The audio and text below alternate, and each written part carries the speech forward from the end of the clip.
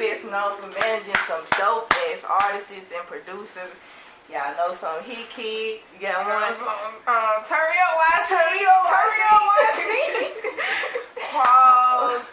Many big names, and he's in the house with us today, y'all. And we just want to thank him for blessing the Minority Report. So we finna get into it. Tell us a little bit about yourself, a little background of Kadeem. Yeah. So, man, thanks y'all for having me first and foremost. But I came from Memphis, and I just jumped in the music industry because my friends was like, you know how you get the group of fans, everybody want to rap. Yeah. I didn't want to rap. So they just was like, well, we need somebody to help us run it. So I was doing it when I was at UT Knox. And I was in a choir. I was in a band. So I got a musical background too. You could sing. I produced. I don't sing. I did sing when I was in the choir, but I really was helping set up the tour and run the choir. So I was already on the running stuff. I was running stuff in high school. High school had the HSOs. Yeah. I was the president of NSI and all that stuff back in the day. So it just followed me throughout life, and then it just turned into me learning how to take care of people. That's what I get paid to do. So. Okay. So with your background, how do you think your background plays a part of your position today, of your role? Man, everything I learned, just over the time, I was always the big homie in my group of little homies, so just being able to just, learn nurturing at a young age, going to HBCU, going to FIS, having to lean on your friends heavy, and it really was just us, you know what I'm saying? So I was always the mature person because I'm older, my birthday late, so usually if everybody else 20, I'm 21. Yeah. So I was always the more mature one. So they just, kind of shifted over into the music industry because it's about business. I'm musically inclined, but I learned the business part, and I feel like that's what a lot of people don't do. They don't want to learn the business. Yeah. So I get to teach and protect and all that good fun stuff. So, just being able to learn like that, it's business and everything. It's a place for everybody. Everybody got a job, and I just kind of took that and created a business with it myself. Okay. And got me here today, so it's cool. Okay. So, you being from Memphis, do you feel like Memphis is becoming more like an up and coming place for artists now, or is it becoming more of a forefront place? Oh yeah, it's definitely we the pool that everybody pulling from right now. Even even the songwriters, a lot of people don't even pay attention to that.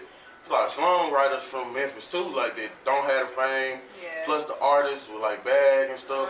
Everybody starting to come in and Shiesty and 30. Everybody starting to come into their talent, and everybody starting to get signed too. Outside of just with the Paper Route and CMG, it's the bigger labels see it now. So now it's a lot more money, it's a lot more opportunity. Then on the flip side, you got the independency of it, because you can still go to YouTube, and you can still run it up on YouTube like Chopper, and then stay independent and do your own thing. So Memphis wide open, because one thing about us, we might hate each other, but the hate even support in a way. It's a real big dysfunctional family. Yeah, it's you start to see people who in different gangs kicking it on the music now. No, because seriously. We gonna learn to get some money together, and that's slowly starting to shift. It's the older people starting to sit down, there's new people coming in the industry, more opportunities, and people just we're not gonna let the beef hold us back. Yeah. And I think that's why the city blossoming right now. Plus, you got people like Block Boy that open the door. Yeah. You know what I'm saying? And people don't even give Block his credit for that. Yeah, Give that boy his he flowers. really opened up a new lane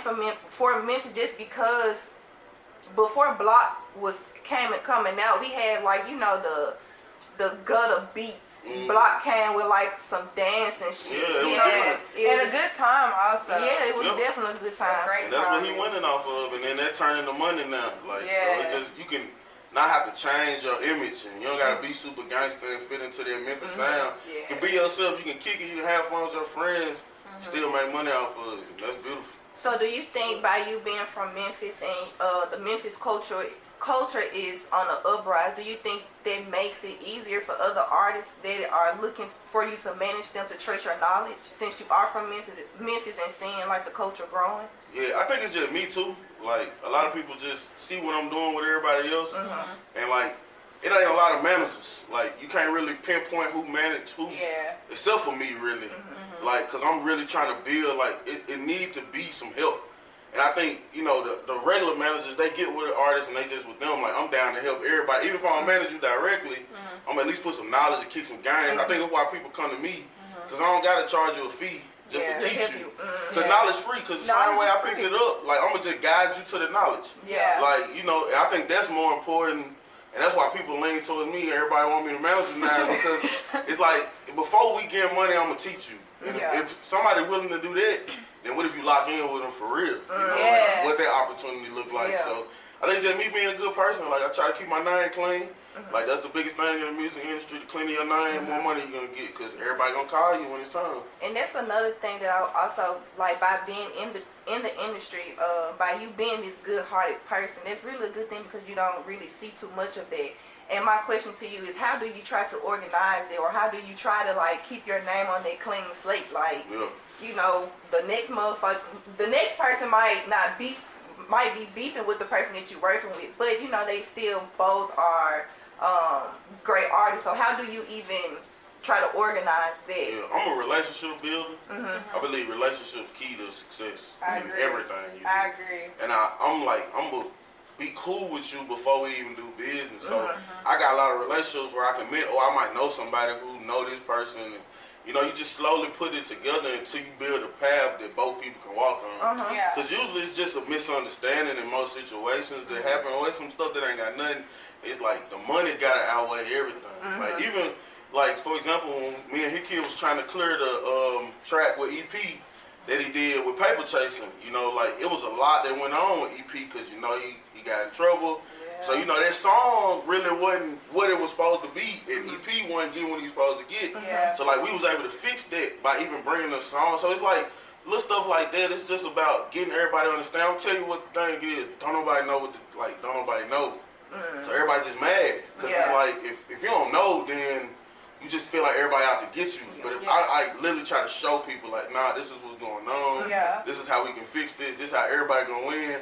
And like, oh, okay, cool. And then it's just about trusting it at that point. Like, and then after that, it's just the relationship. Like, just keep that relationship going. Well, I try to stay cool with everybody, because, look. You never know. You never know who's going to be on You never know. You never know. And I try to tell people about me, like, I'm going to just do good business. Every time I say something, I'm going to stand on them. Stand on my word every time. Yeah. Okay. And loyalty definitely plays a good part in it. It definitely does, especially with the business. No, seriously. I want to touch back on UT, and you mentioned Fisk.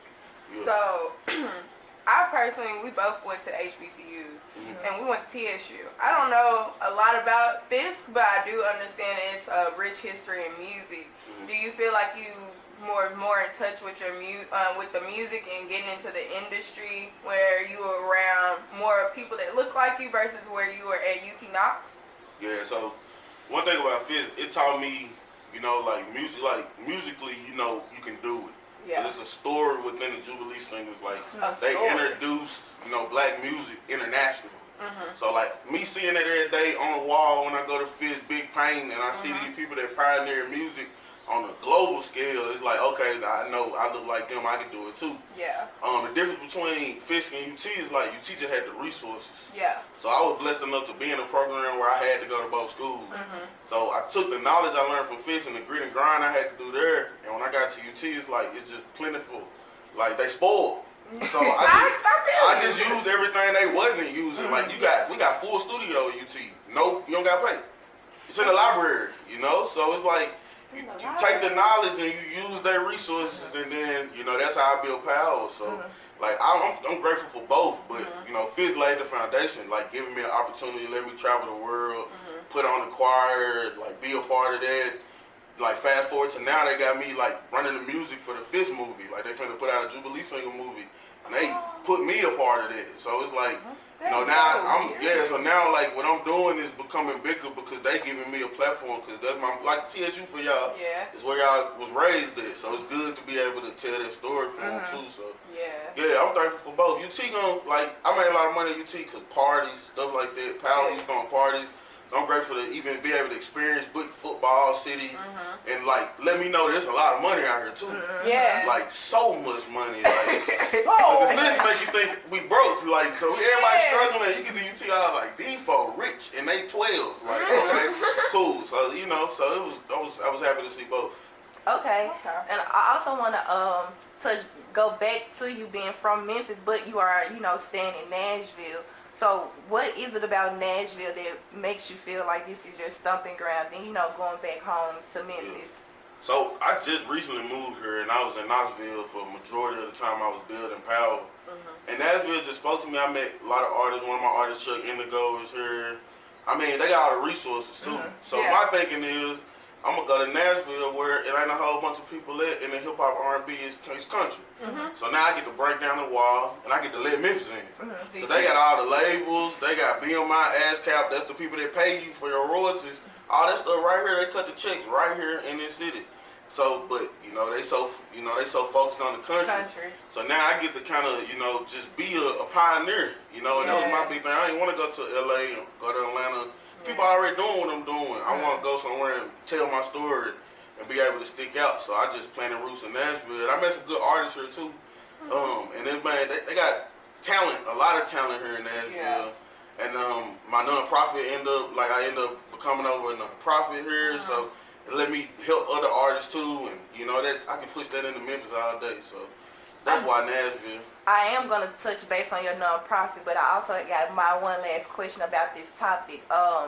With you actually, being into activism, do you think that your knowledge that you are learning in Nashville, do you think that you're going to put some back in Memphis or do something that, to... My artists wouldn't let me not do that. That's the biggest thing they talk about. But yeah, that's why, I'm doing it here to do it for them. That's what it's all about. I tell people all the time, I don't want to be known from Nashville. Let everybody know I'm from Memphis. I stand on that every time. And one, I'm an outsider, so y'all embracing me because of what I'm doing, but I'm doing that with my people back home. So although I'm learning it here and I'm setting up roots here, all that flow back into what they got going on in Memphis. Because now I can bring my artists out here. They can record for way cheaper. They got more resources. They come out here, kick it. We can take over TSU, do stuff with them. It's a scene. And it opened them up to more people. Cause this how Deuce broke here. He broke here because it's multiple people from multiple different places, all in one city. Nashville a melting pot. So if you can rock it here, they gonna go back where they from and tell everybody about you. So it's just a bigger resource. That's really, you're trying to let the floodgates open so we can take it over. Okay, let's talk about Powerhouse. Let's talk about it. Let's talk about the baby. Hey, I love Power. I never thought in a million years I was going to be here. So it's good to be able to see, get that call and then we work it out together. Because we built it all ourselves. I ain't had no help. Been doing it since 2016, just me and all my producers. Hit Kid being one of... Well, Nigel was my first one. Hit Kid being the first person trusting me outside of building it, because I had built Power. He was doing his thing, and then it was just word of mouth from there. Then I got Swag. Swag, my brother, we grew up together. He produced a Money Bag, all the Swag federal. Is so fucking hard, bro. So then Swag Red, real Red. You need to let Kadeem manage you. So then I get Red. He called YC. And it's just boom, boom, and then I travel and I meet other producers. I'm lucky enough to actually manage one of the guys I met at UT. And he's a big producer too, and breaking down the wall in Knoxville, where Knoxville Hill raised me too. I went to school there, so it's always good to be able to put it all together. Man, Power been a blessing, and the artist been a blessing, and just being able to just knock down walls and make this bigger and bigger as the years go down the line. So. With you having some known producers and even some known artists, how do you organize that? Yeah, man, I lean on my team. It just ain't me. So I brought people in to help me, Bernie and Gavin, and they got people that they manage directly. And I tell people I turn 24 hours in your day. I use every last one of them. Ain't no excuse. Just pick up the phone, have a conversation. Right before I came in here, I'm talking to Clay, Crucial. Trying to get stuff together with his project. It's just had a conversation, get out the way. People just lazy. That's really all it is. It's 24 hours in a day. What you gonna do with your minutes in your days, man? You got a whole day. Think about an hour. Think about an hour you sit there, you on your phone. You know what I'm saying? You done wasted half your day. I try to not do that. Get on the phone with my artists, get on the phone with my producer, just check on them, make sure they straight, see what they trying to do, and that go a long way. Yeah. Because you're doing that every day, then, you know, we're going to keep moving in the right direction. So it's just about finding balance. And, you know, I'm married, so my wife keep me grounded. You know, and just keep moving from there. So shout out to my cousins. Shout out to my cousins. Yeah, so you know, she ain't gonna let me get overloaded. She gonna tell me when to take a break. And my artists and producers real good at being like, you know, we take care of each other. So it's like it's bigger. Like these my brothers, these my sisters now. So you know, we put all this together. That's how we got here. Okay. What I found interesting when I was doing my research or whatever, that I saw that y'all have a group under Powerhouse called the Writer's Block. Yeah, poetry. Yeah, poetry. What? That's the first time I ever really seen a company take in a writer's, or like a poetry group, a spoken word group. What led y'all to doing that? So I was working with another artist, and that artist attracted them. They was like, you know, you should check out Kadeem.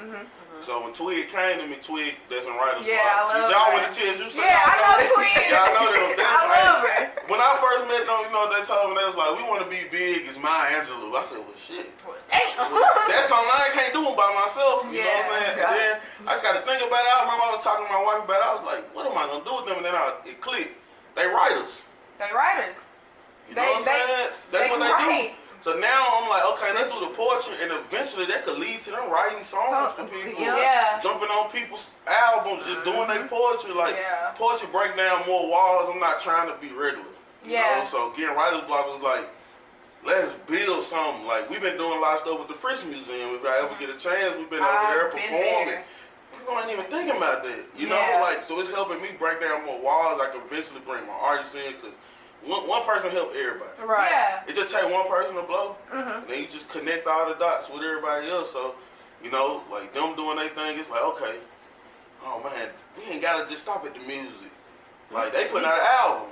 That's really. Yeah, they album slamming too. Like, so, I believe it. Like, you know, to be able to put that on wax gold. and the stuff I'm learning from the music, teach them to bring poetry into that. That's what they want to do anyway. You know, so. That's so they artists. I'm gonna be on the lookout for that. So when it comes to looking for talent to bring into the label, what do you look for? Man, it's gotta be organic. We gotta just match. You know, like a lot of people come to me all the time. You know, like I look at everybody. I'm a real stalker.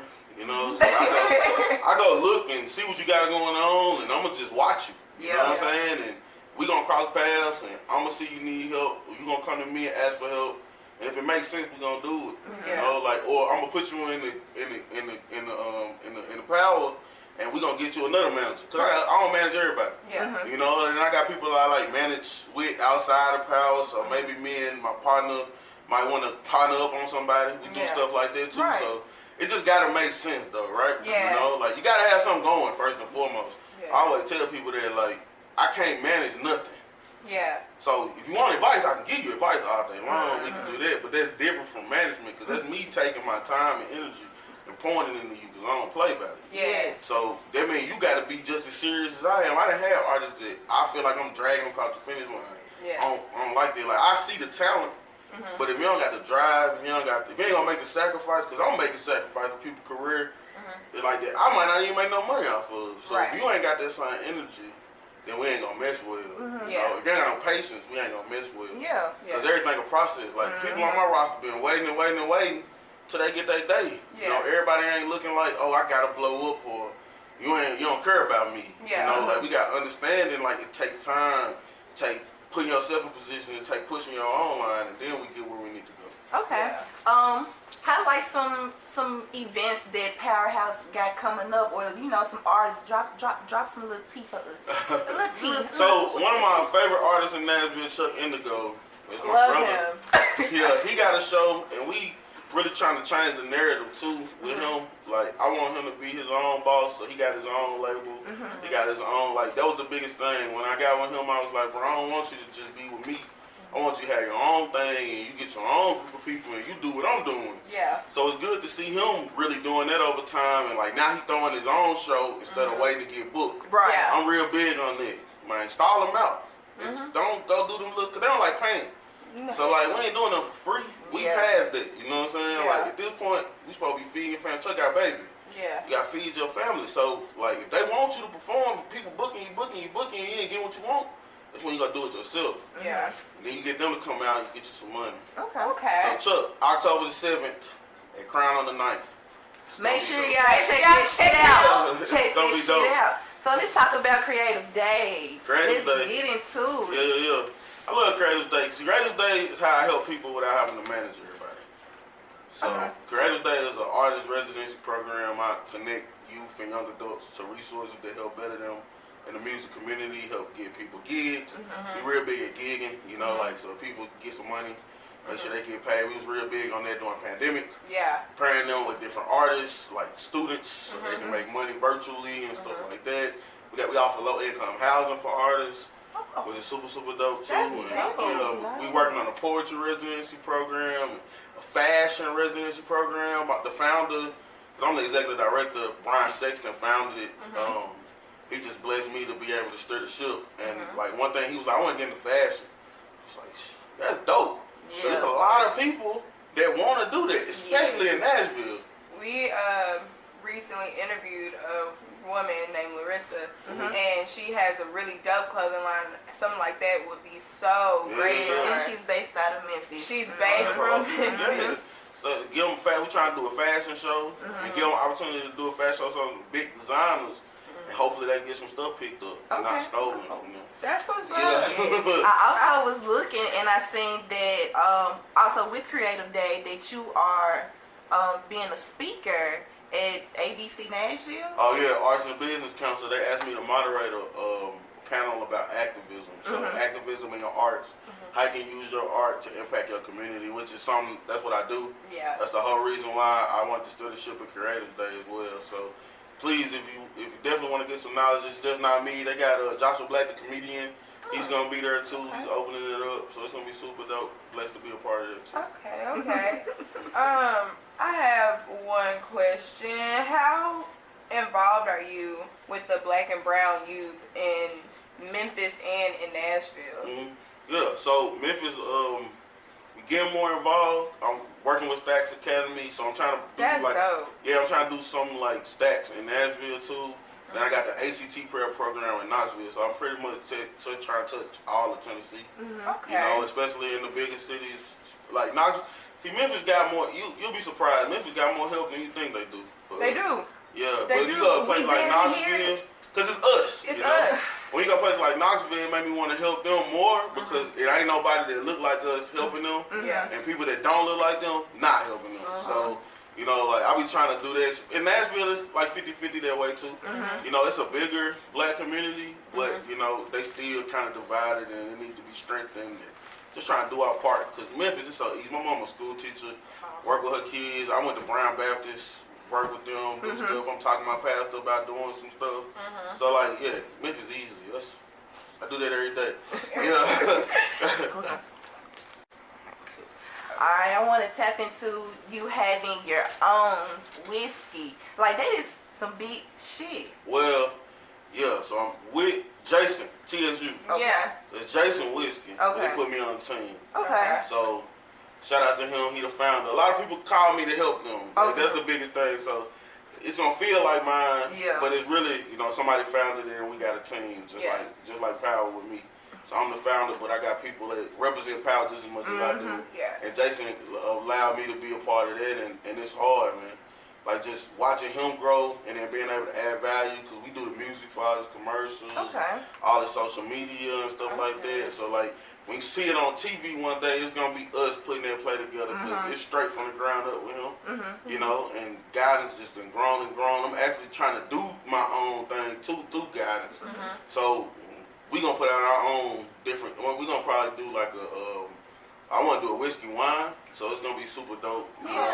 So just trying to branch off. Like he got the coolers coming now. I'm trying to do some coolers with him, make some flavors, and we got the Power drinks with him, and just stuff like that. Like I just happy he let me partner up, cause I love alcohol. So to not have to look for it, like I got boxes of that shit at the house.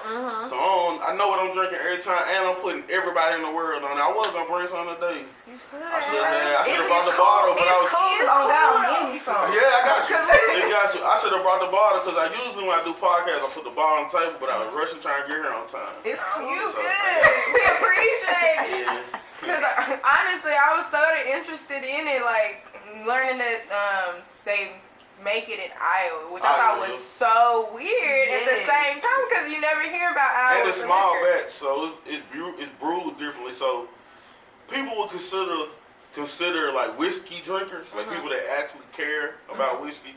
They probably wouldn't prefer Guidance because it ain't like one of them. Yeah. But as a consumer, Guidance fire.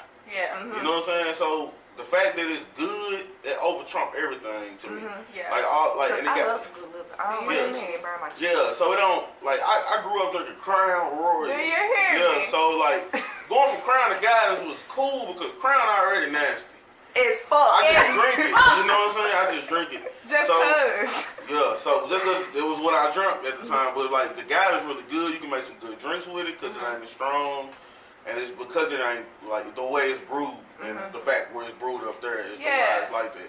You know, so it's a good business drink. Like you can drink it and not be sitting there about to throw up or jerking every time you drink it. You know, like because it's cool and it's cool for like people who don't really like strong drinks but want to drink dark. Yeah. And then they want fruity stuff. Like usually I drink it with like Simply Lemonades, the flavor ones. Yeah, it works well. Over with. You don't taste nothing. Okay. So. Period. I hear you. Homecoming coming up. Yo, I tell everybody, and it's cool to be a part of that, and I'm proud of him. He's a grown man, but I'm just proud of him, like, cause I just like seeing him build it up while I was building Power. He was doing that, and now we can come together and mix it all together, and we trying to throw concerts, throw parties, and it's like bigger now, like. Y'all have a lot of opportunity, I feel like, here. Yeah, we ain't even attack like we need to yet, cause we've been planning, trying to expand, really, just trying to get the bottles in the stores. Like that's what it's about. Like people, we gotta get it in different states. Like it's popping in Memphis more now. It's in the lounges and stuff. Like, but that take groundwork. Like you gotta really go find people to buy them cases. Okay, because you answered my second one. So I was gonna say, how did I noticed that it was like in a bunch of stores, like liquor stores here in Nashville, but I never not to even look in Nashville. I was really looking on the website where I'm just gonna order me a bottle and get it to the house. But I just noticed that, and I was gonna ask, how did y'all do that? Yeah, it's distributors. Like Jason, man, just like how I'm cool talking to y'all. Jason, man, he gonna do that. I try to get Jason to come do a podcast too. Come on, Jason. Come on, Jason. What you waiting for? He gonna want y'all to come do something fancy, come to the standard. He one of them guys. Oh, okay. That's fine. Drunk though, like it's gonna be dope. That's fine. But so just grinding. It's the mouthpiece. You gotta sell it. So that's what it is. You basically going to them like, hey, you want to buy this, put it in your you want to buy this, put it in your restaurant. You want to buy this, put it in your bar. You want to buy this, put it in your liquor store. It's gonna sell. Yeah. And then you gotta go do them tastings. Yeah. So just for anybody that's trying to be an entrepreneur, what are some good market strategies that you think that they can use? Man, don't just use the internet. Like use both of them. So a lot of people because we went through COVID. So you get to this mode where it's like, all right, I gotta like internet market and internet promo. Like don't be afraid to reach out, have them conversations with people. You gotta talk to people. I'm not a people person at all. Like it don't look like it because I got a lot of practice at it. But like I'm very introvert. I like being at home. Like when I go back to home, chilling.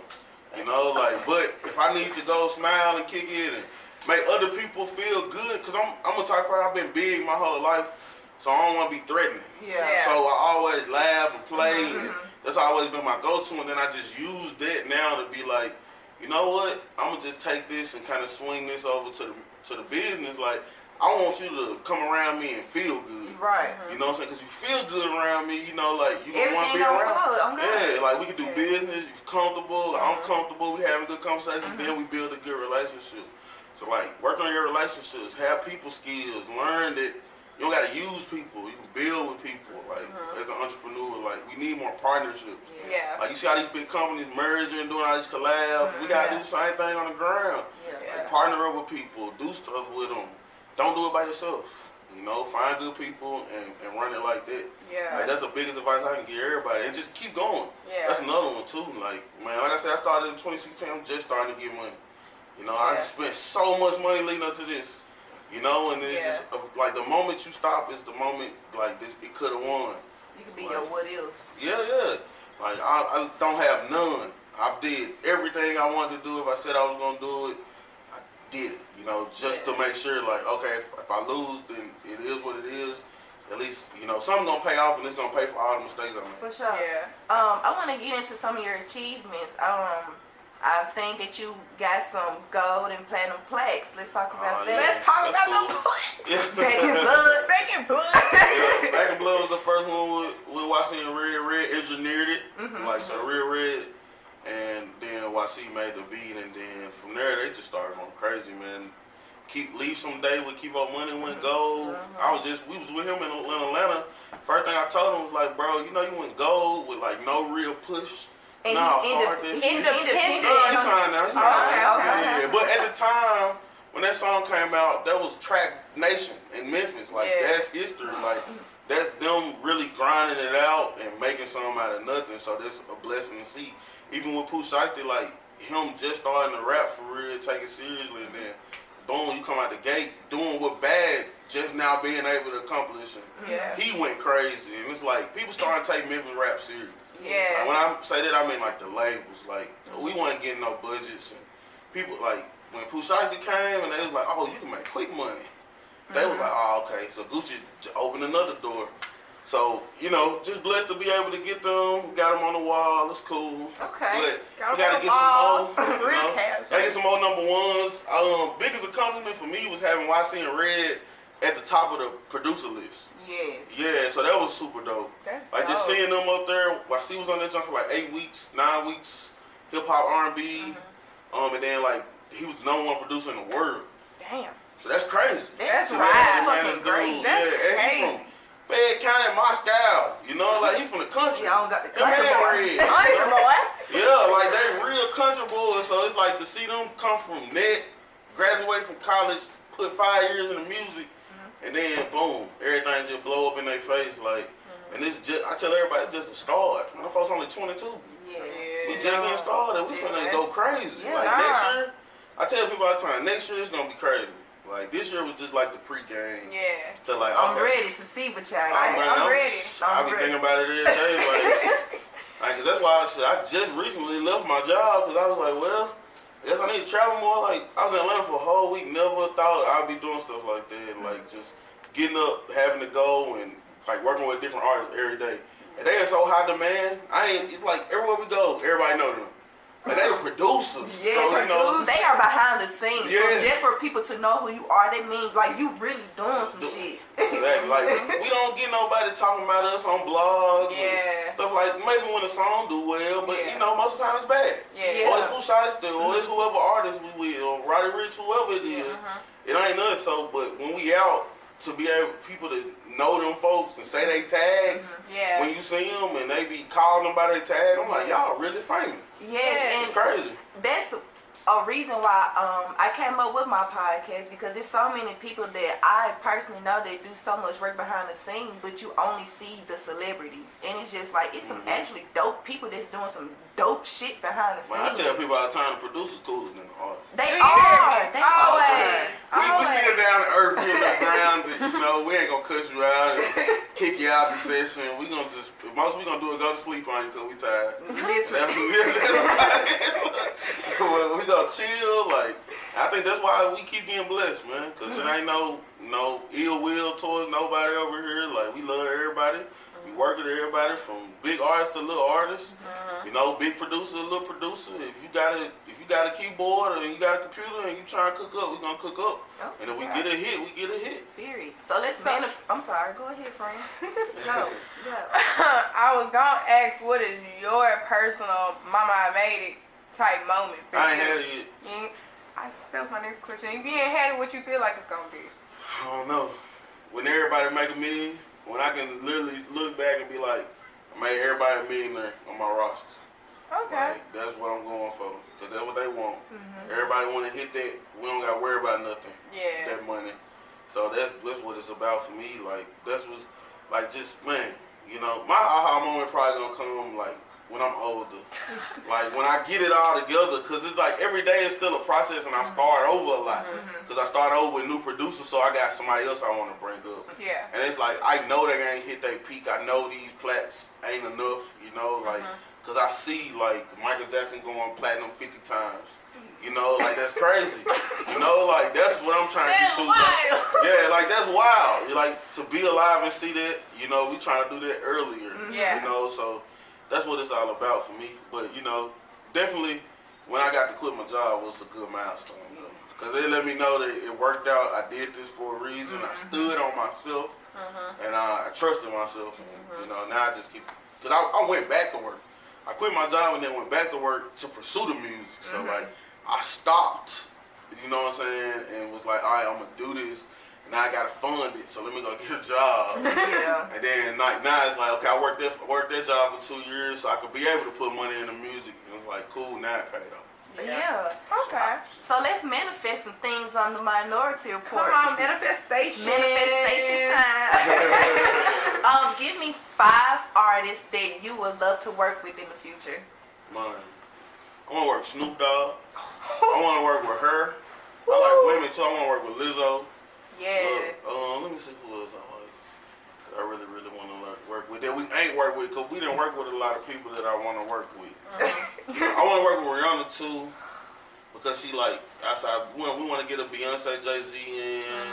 You know, like people like that, like Stevie Wonder type. Yeah. Like, man, I can go on. Cause I want to work with like people who like pioneer music. Yeah. Like. I feel like that's where I'm at with it. Like people that like, I watch a lot of documentaries, so like my idols be people that's like a long time ago getting it in still, like you know.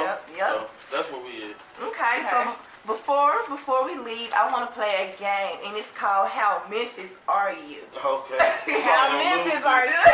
He can't say all the time I'm from Knoxville, so he gonna clown me after he sees me. Okay. One question is, name something that used to be in Memphis that isn't anymore. Southland Mall.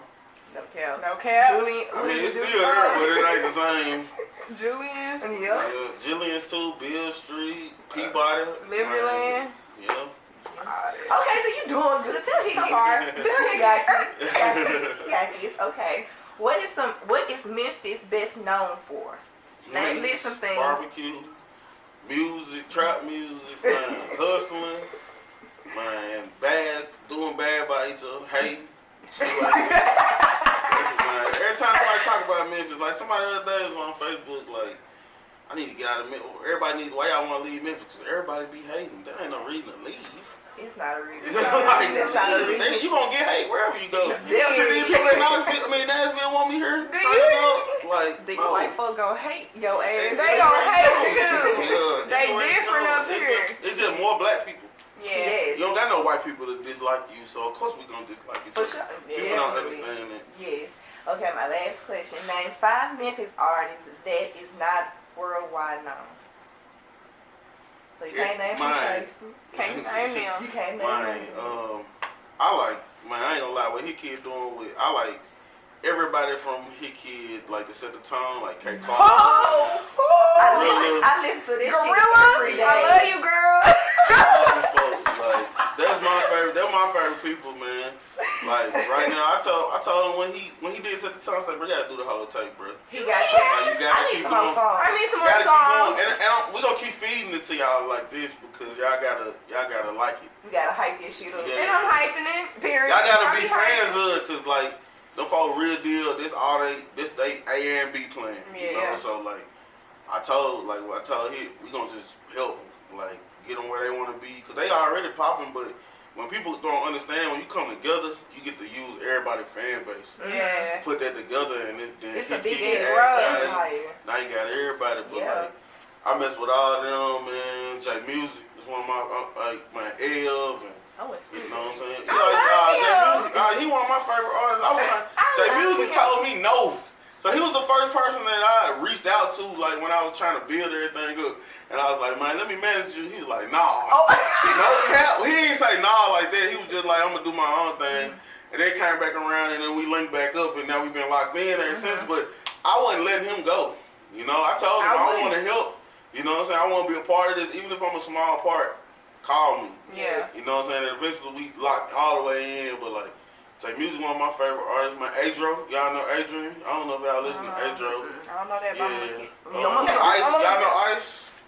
I'm naming all my artists now. You name them? I know Qualls. Yeah, Qualls from I know Qualls. We went to MTSU together. That's the homie. I love him. Qualls. He gonna blow too. He is. They all finna blow. They finna blow. We got some good artists. I like artists. I don't just want you yelling in the motherfucking microphone. Yeah. That's what I love about I artists. noticed that you're right. They make songs.